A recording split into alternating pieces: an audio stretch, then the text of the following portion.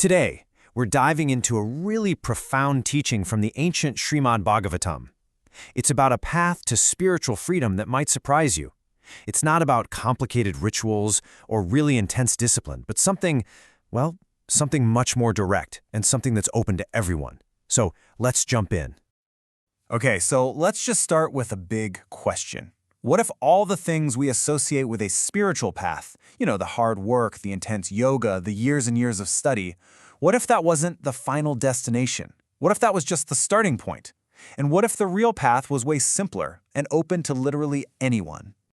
And that's exactly where this ancient teaching kicks off, with this really startling statement from Lord Krishna. He basically says, look, none of the usual methods, not physical yoga, not deep philosophical debates, not even extreme self-denial, none of that can actually capture me. It's a radical opening that just totally flips the script. And it forces you to ask, okay, so what can? So, this brings us to our first big idea, this surprising rejection of all the conventional paths. Krishna starts his most important lesson not by giving more rules, but by sweeping the table clean of everything we thought we knew about how to connect with the divine. And you can see the contrast laid out so clearly here. On the one hand, you've got all the paths that demand so much from us: yoga, rituals, intense study, charity. But then, Krishna says that none of them, not a single one, is as powerful as this other path, the path of loving association, or what's called satsaṅga. He says this one path has a unique power to just dissolve every other attachment we have. So what is it that makes this path so incredibly powerful? Well, Krishna reveals that its greatest strength is that it's open to everybody. It is a path defined not by what you do, but by the company you keep and, most importantly, the love you share.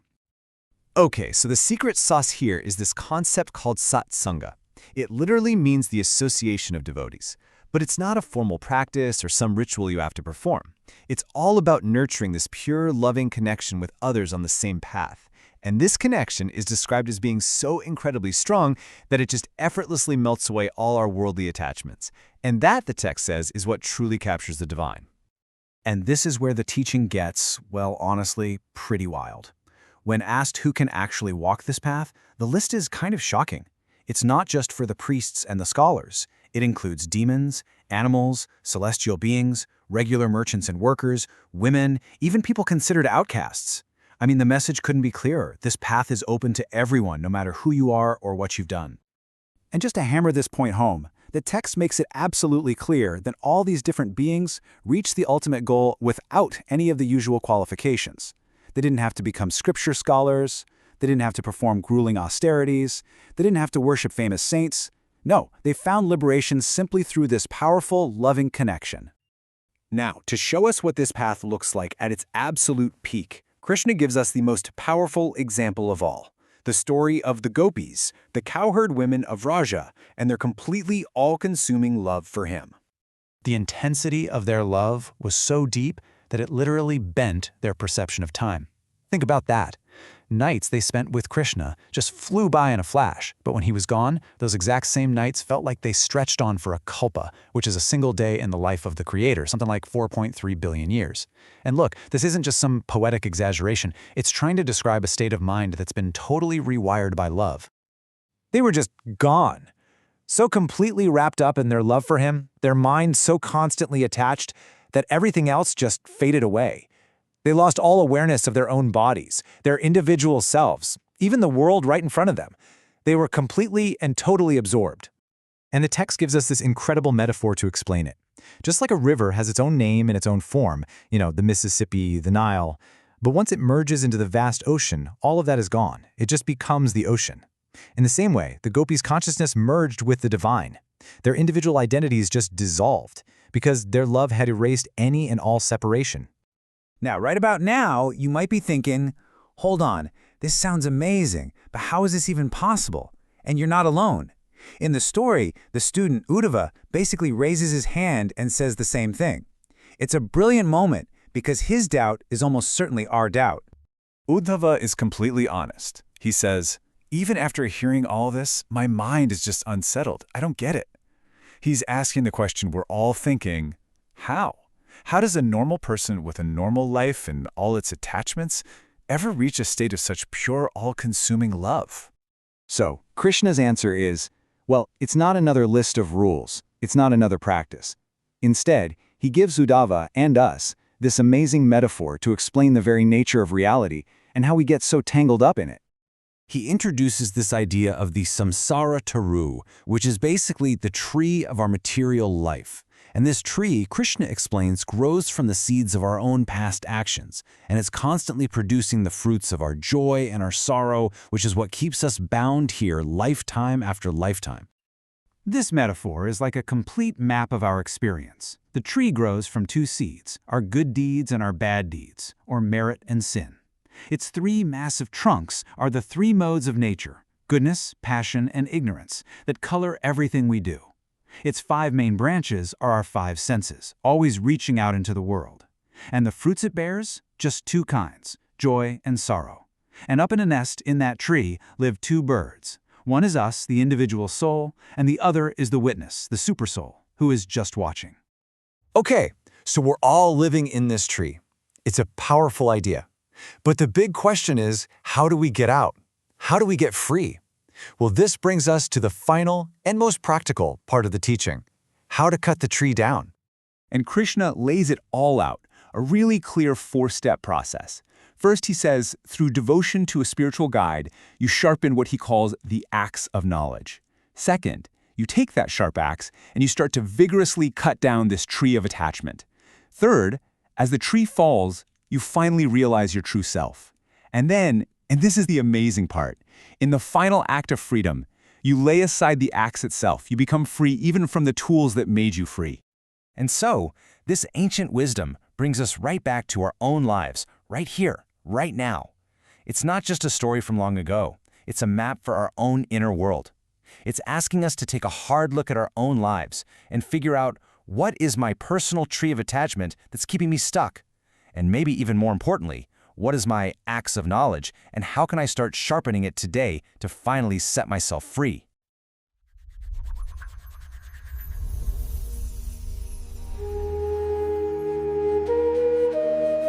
Welcome to The Deep Dive, the show where we really get into the weeds of foundational texts, dense research, sometimes esoteric wisdom, and boil it down to what you really need. Today, we're diving into something quite special. It's a very privileged, almost private conversation. We're looking at the counsel given by the Supreme Lord to Uddhava, specifically from Canto 11, Chapter 12 of a major philosophical text. It's dialogue meant for one student, really, but the lessons, they feel universal. That's absolutely right. And this dialogue, it acts almost like a shortcut, doesn't it? It's this definitive statement trying to cut through, well, potentially thousands of years of spiritual discussion and debate. We're not just talking abstract theory here. We're tackling maybe the biggest spiritual question. What actually works? What's the single most effective way to connect with ultimate reality? So our mission today is kind of twofold.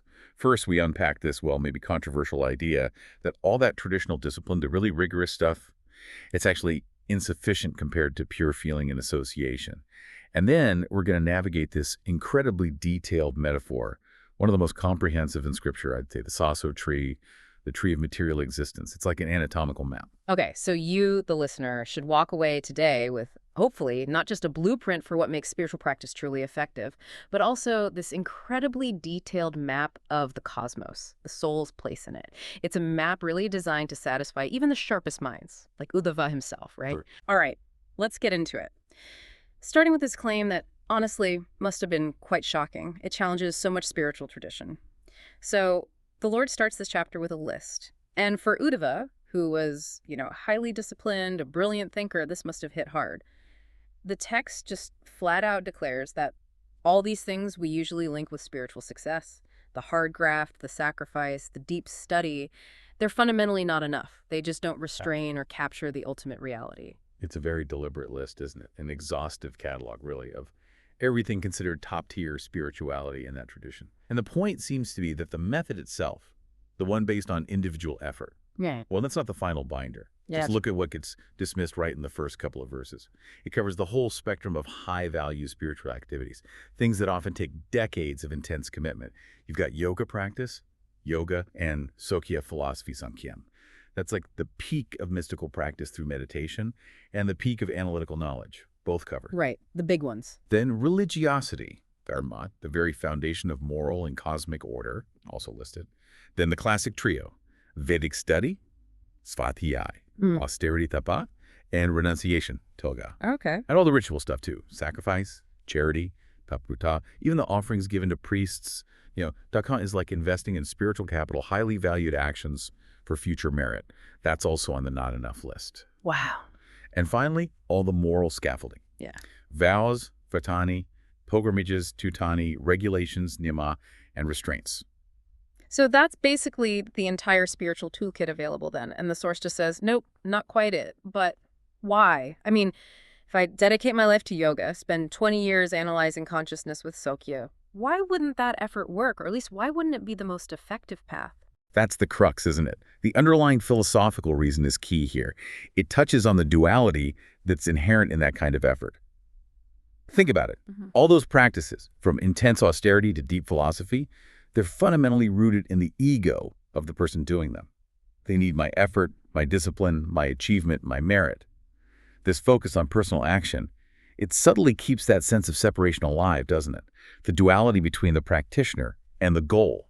Success becomes conditional on how well I perform the action, the karma.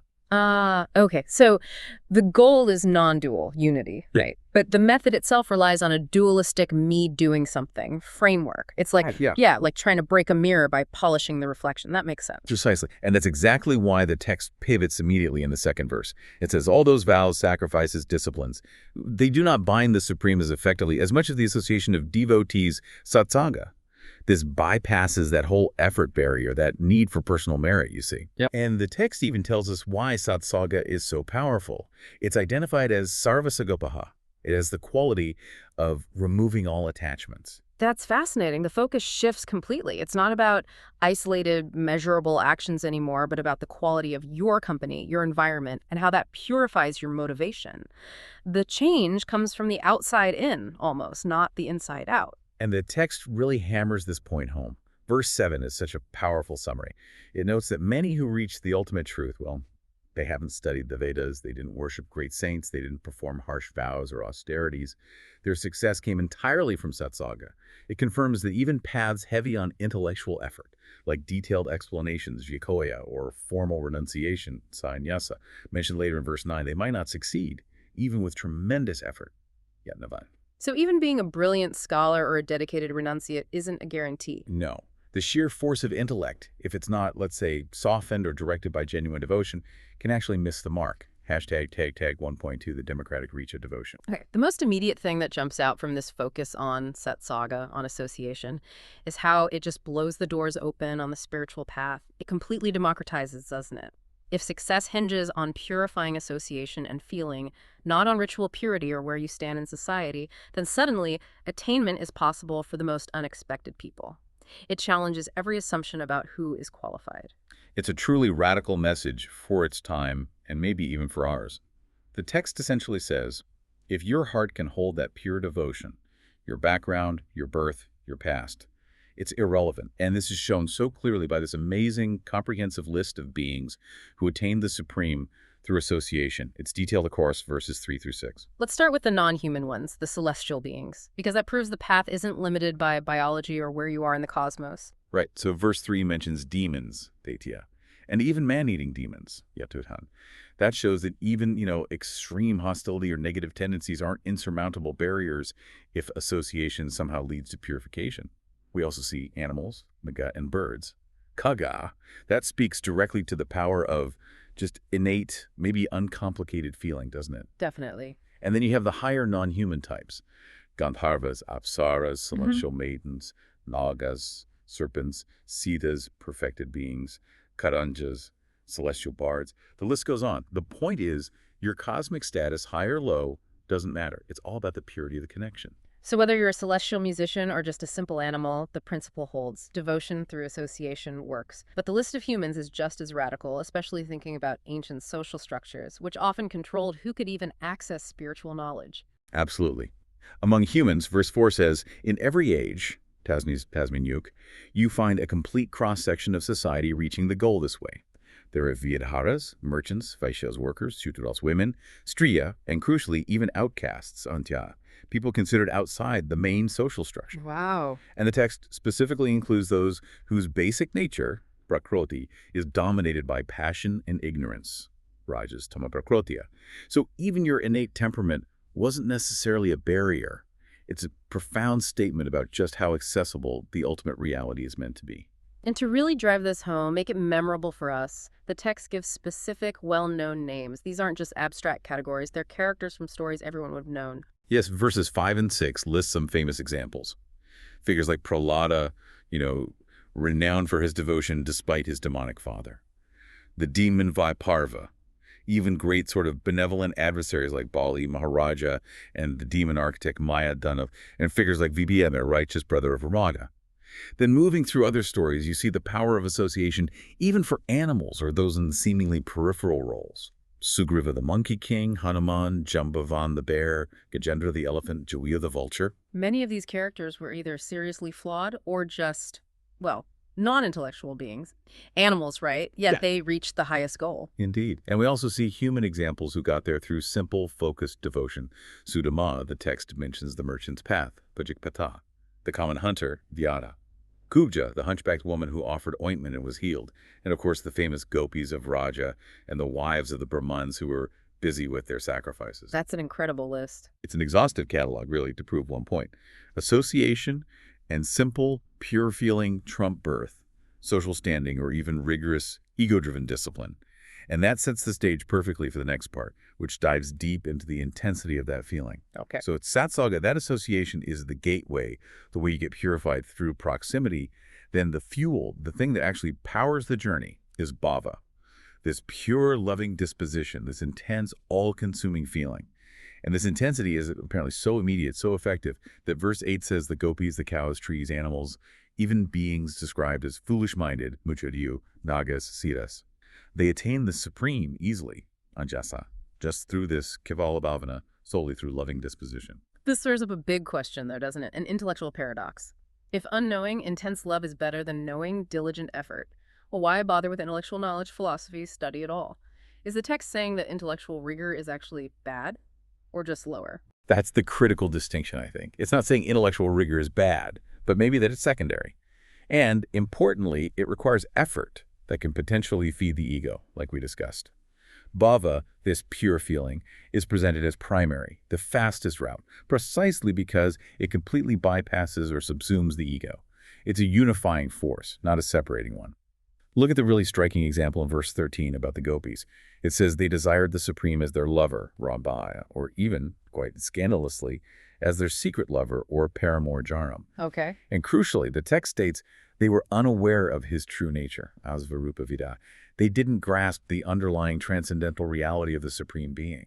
So they were focused entirely on the person, the form, the relationship they perceived, not on some abstract philosophical concept of Brahman or the absolute truth. They weren't doing deep Sakya analysis or Vedic chanting.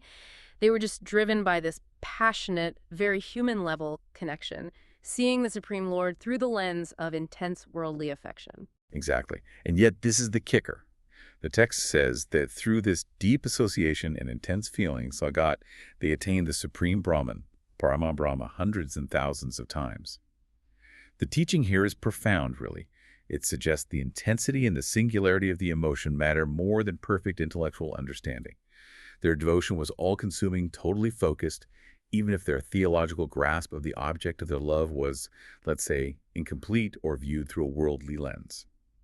The quality of the love, the bhava, purified them faster and more completely than any amount of ritual or intellectual effort could. Hashtag 2.2, the agony and absorption of separation. Wow. And that level of focus, that intensity of feeling, it implies that when that object of devotion, that association is suddenly taken away, the spiritual experience doesn't just stop. It must transform into something equally intense, like an absolute agony of separation. The text seems to shift here from the joy of connection to this really deep psychological portrait of, well, transcendence through suffering, almost. It does. When the Supreme Lord was taken away to Mathura by Akrura, Fafalkina, along with Balaram or Ramatya, the people of Raja, whose hearts were just completely filled with this singular love, the text says they immediately plunged into intense agony of separation, the Yogativrataya. And this agony, in a way, acted like a kind of spontaneous, forced meditation, because their minds couldn't focus on anything else but the absent beloved. And that emotional intensity becomes so overwhelming, it actually warps their reality, specifically how they perceive time. And this is a brilliant psychological insight here in verse 11. It shows how consciousness itself gets altered by deep feeling. It really is. The nights they had spent with the beloved in Vina, those nights felt like half a moment. Kandurdafa. You know how time flies when you're happy, absorbed? Yeah. But when they were deprived of that association, those exact same nights suddenly stretched out, becoming as long as an entire kalpa, a vast cosmic age, kalpasam. It shows how completely subjective reality becomes under the influence of intense bhava. It proves that intense emotion can achieve the same kind of reality distortion that, say, deep yogic trance aims for through discipline. And the peak of this emotional state isn't just grief or longing. It's described as total absorption, a complete loss of awareness of the outside world and even of themselves, which sounds remarkably like the definition of spiritual liberation or deep samadhi. That's the stunning conclusion drawn in verse 12, because their minds were just bound in this constant attachment, this constant remembrance in Uddhava. They completely lost awareness of their own selves, and lost awareness of the external world, this world or that world, at the tatathanam. They weren't trying to be sages in trance, they were simply heartbroken. And that all-consuming grief forced them into a state of continuous spiritual focus, continuous absorption. And the metaphor used to describe this state is just beautiful. Isn't it? Their state of absorption is compared directly to sages in deep trance, samatha, or even more poetically, like rivers entering the ocean, abditoya nedya. Just like rivers lose their individual name and form, namarupe, once they merge into the vastness of the sea, the Vrajavasis, lost in their intense love and separation, lost their separate self-perception. They effectively achieved the result of the highest yoga, not through discipline, but through the sheer, overwhelming force of pure feeling. Okay, so we've just heard this incredibly eloquent case for why feeling and surrender are superior to rigid practice. This intense discussion on the power of bhava, it leads directly into a command for Uddhava himself, and it's utterly radical, demanding complete, total surrender. The command in verse 14 is absolute. Uddhava is told, basically, give it all up. Everything that makes up the conventional spiritual life of his time. This isn't just meditate more. It's like being told to throw away the entire instruction manual. Give up scriptural injunctions and prohibitions, kodana pratikodhanam. Give up prescribed activities and renounced activities. And even give up what is to be heard or has already been heard. Shrotavisrutam. So, past knowledge and future learning. Wow. If you strip away all duties, all the knowledge you've gained, all religious practice, even the very act of seeking more knowledge, what's left? What's the ultimate instruction then? The ultimate shelter. That's stated clearly in verse 15. Take exclusive shelter, mamekam evisarancham, of the Supreme. And crucially, understand the Supreme is the self of all embodied beings, atmana sarvadhinam. See that oneness of Atman Bhavana, and the result is immediate and certain. You will be free from all fear. Akutopaya. That's the promise, absolute spiritual security. That sounds like the final word, the definitive answer. But Uddhava, he's not just a passive listener, is he? He's this sharp, logical mind who's just heard the most emotionally powerful argument imaginable. Why does he still have doubts? And that's the pivot point of the whole chapter, really, captured in verse 16. Yeah. Despite hearing these absolutely definitive non-dual words from the Supreme Lord himself, Uddhava confesses that a doubt Sayan lingering in his heart just won't go away. His mind remains unsettled. Brahmyati memana. For him, the emotional proof, the story of the gopis, wasn't quite enough. He's the learner, the intellectual. He needs to understand the mechanism. He needs the how. He needs to see the architecture of the cosmos, understand the soul's place and function within it before he can fully embrace that command to just surrender. He needs the philosophical map. Exactly. He needs the map before he can let go of the map reading. And that need transitions us perfectly from this high theology of devotion into a really detailed cosmology and psychology. Hashtag 3.2, the manifestation of the living entity in speech. Okay, so to satisfy Uddhava's intellectual need, his need for a systematic understanding, the Lord has to explain how the jiva, the individual living entity, actually manifests and interacts with the material world. How does the subtle spark of consciousness become gross enough to even speak or think? Right. So verse 17 breaks down the jiva's entry and initial manifestation. It says the living entity first emerges or enters the potential for a body through an opening, vivara prasutya. This happens along with the life air, presena, and significantly with vibration or sound going. This primordial vibration is key. It's the initial impulse of life expressing itself. From there, the jiva assumes a subtle mental form, manomaya skupmam. It's like consciousness taking on the shape of mind first, and only then does it manifest grossly, outwardly, as articulated speech, with measurable syllables, vowels, consonants. So there's a clear hierarchy.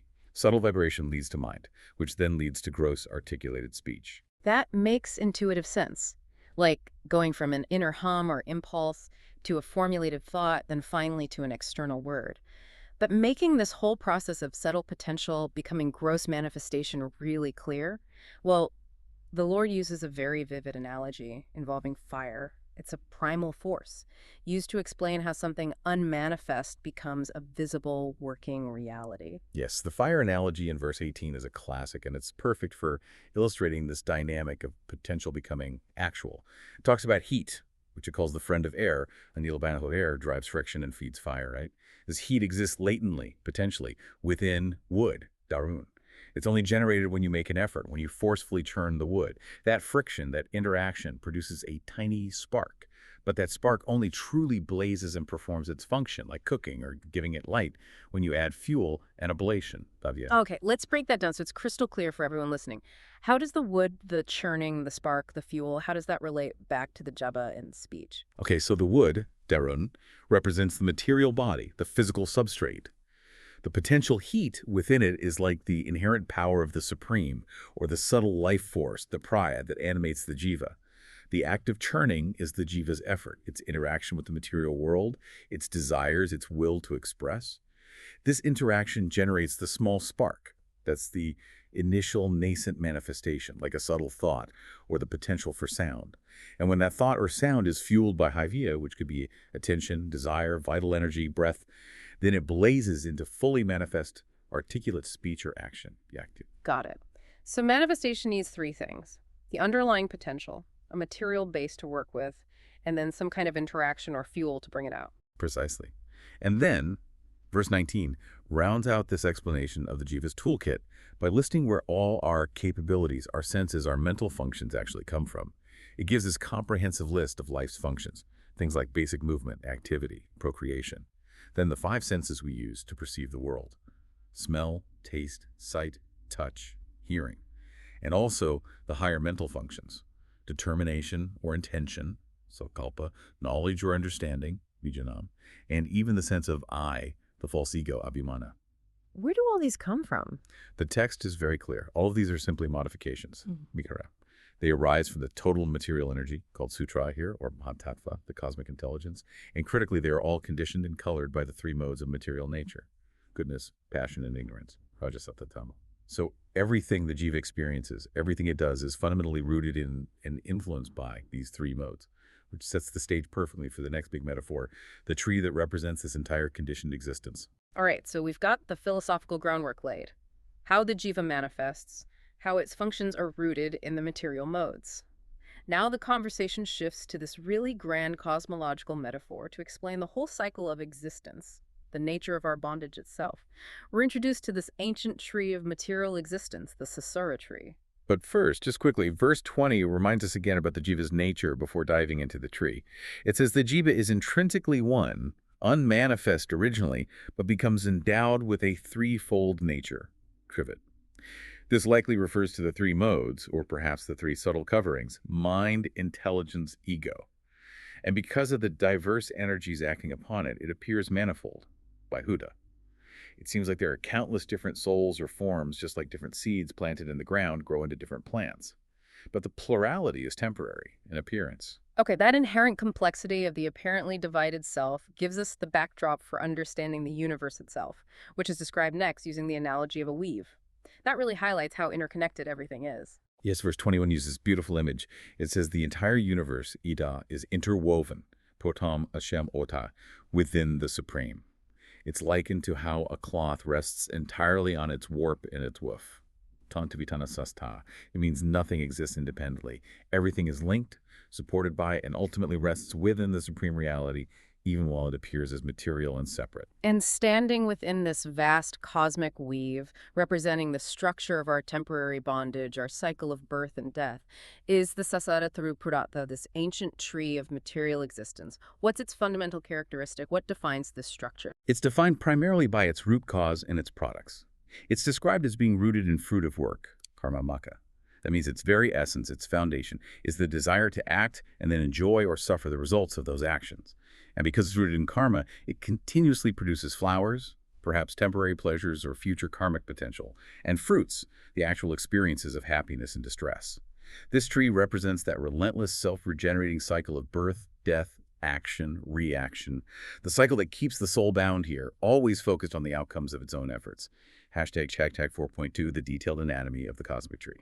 Okay, this is where we really need to pause and break things down because verse 22 gives this incredibly detailed, almost technical inventory of the tree's parts. This isn't just flowery language, it feels like a precise structural map of the entire system of tattvas, the categories of material reality. For you listening, if you want to really map out existence according to this view, this is key. Absolutely. Let's go through this anatomy step by step and try to connect each part back to the philosophical ideas we've been discussing. It's quite systematic.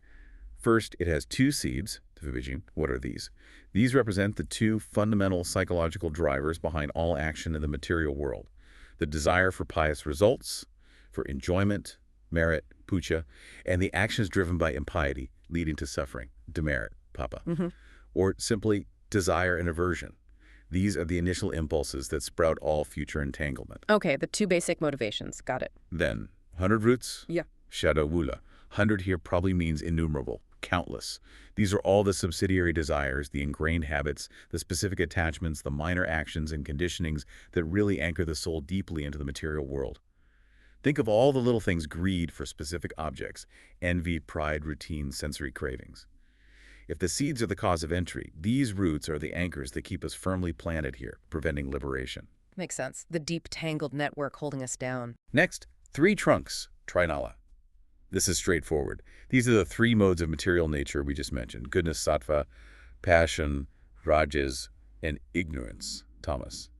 These aren't just abstract qualities. They are the fundamental forces dictating our mood, our actions, our perceptions, our beliefs at any given moment. They form the core structure of the tree, the main pathways everything else grows from. Right, the fundamental energies coloring all experience. Then, 5 main branches, panyakaskandha.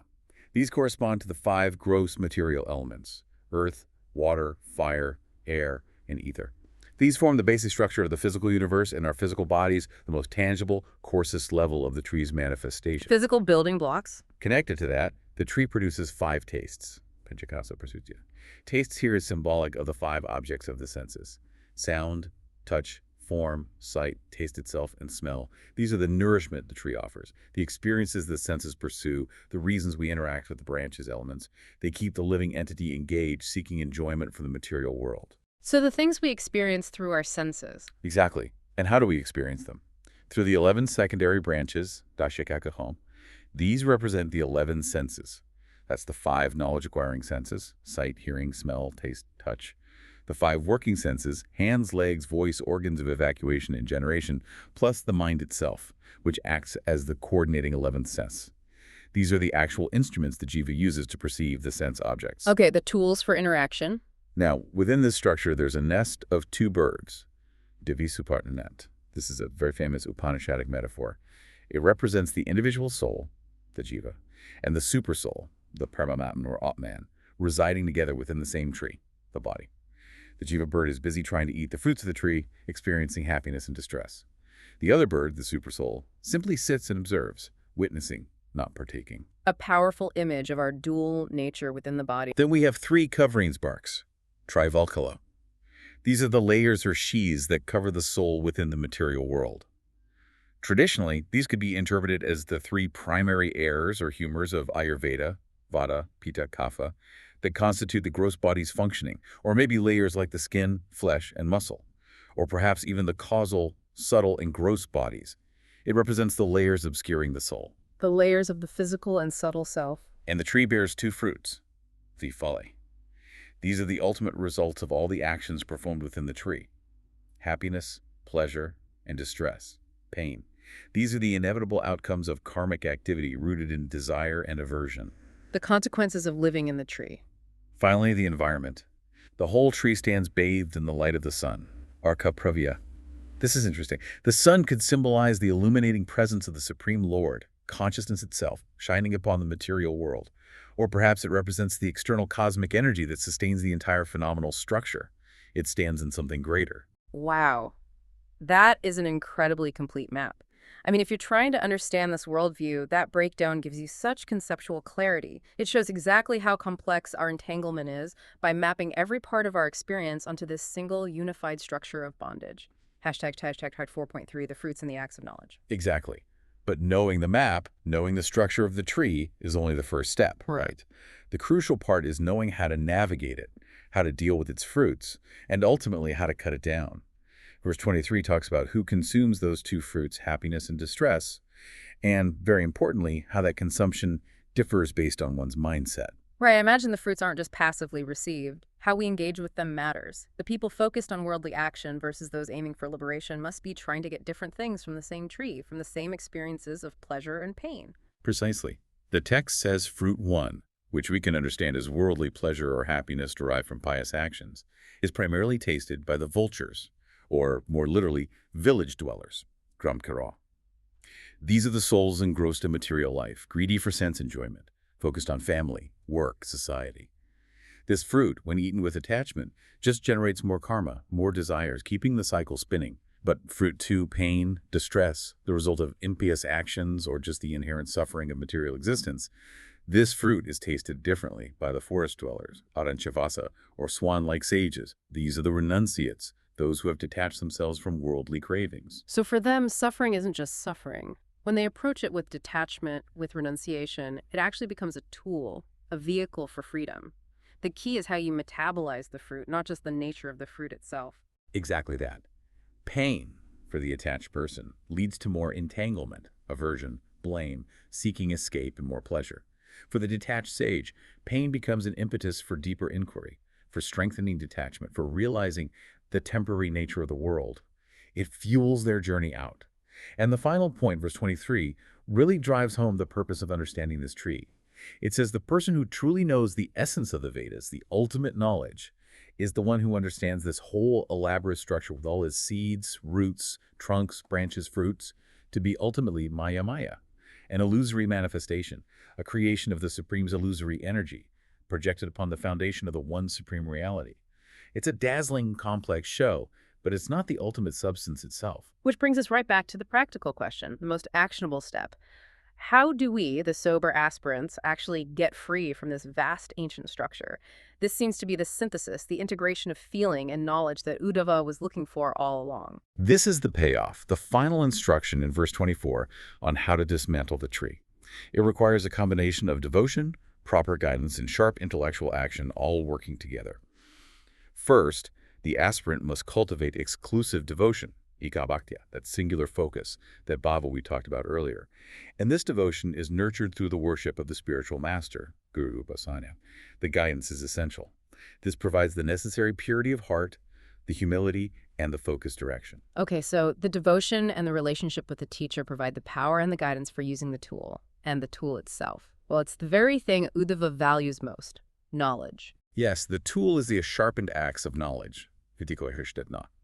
Knowledge here means discernment, understanding the difference between the real and the unreal, the self and the non-self, understanding the nature of the tree as Maya. Using this sharp axe of discriminating knowledge, the aspirant systematically cuts off the jiva shame, the subtle body or the deep-rooted repository of karmic impressions and attachments that bind the soul, jiva, to the tree. You use analysis, understanding, discrimination to sever those 100 roots, those deep attachments. That's critical. Use knowledge, use analytical rigor, use discrimination to destroy the ignorance and attachment that bind you. But then there's this final, really radical instruction, something that loops right back to the beginning, about the ultimate insufficiency of knowledge or discipline alone. Yes, the paradox comes full circle. The final step is crucial. Once the sober aspirant becomes self-realized, sampadhyakatvanam, firmly established in their true nature and remains vigilant, apramata, not becoming complacent, they must then renounce the weapon, tyajastram. They have to lay aside the very axe of knowledge itself. The tool of knowledge, which is inherently dualistic, knower versus known, real versus unreal, has served its purpose.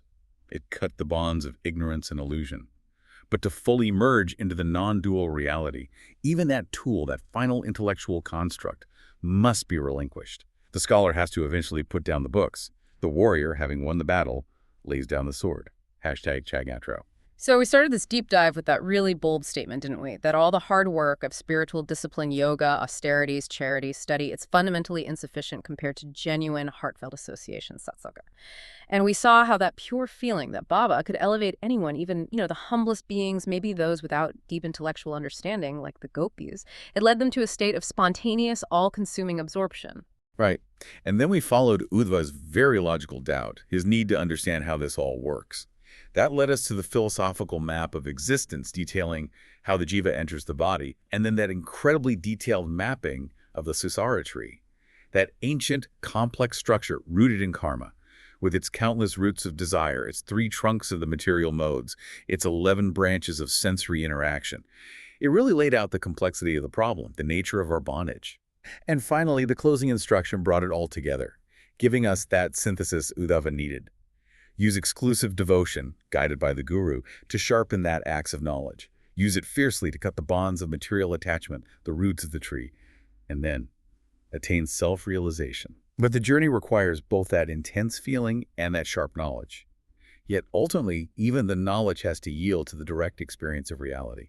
And that realization brings absolute security, as was promised to Uddhava. Ultimate spiritual safety doesn't come from performing duties or rejecting duties, but from taking exclusive shelter of the self, the Atman within all beings, reaching that state of being completely free from all fear. Yes, the final destination is beyond effort, beyond fear, and ultimately even beyond the intellect that helped you get there. So here's the final provocative thought we want to leave you with today, the learner. If that ultimate goal, self-realization, requires you to eventually put down even that sharpened axe of knowledge, to relinquish the very intellectual tools that helped cut the bonds, what does that really imply about the inherent, maybe terminal limitations of all intellectual pursuit when compared to the sheer, singular force of unconditional, unified devotion or being? What frameworks, what tools, what knowledge are you holding on to tightly right now that eventually you might have to let go of to reach the final goal? Something to think about. Thank you for joining us for this deep dive into the path of pure feeling and the intricate structure of material existence. We'll see you next time on The Deep Dive.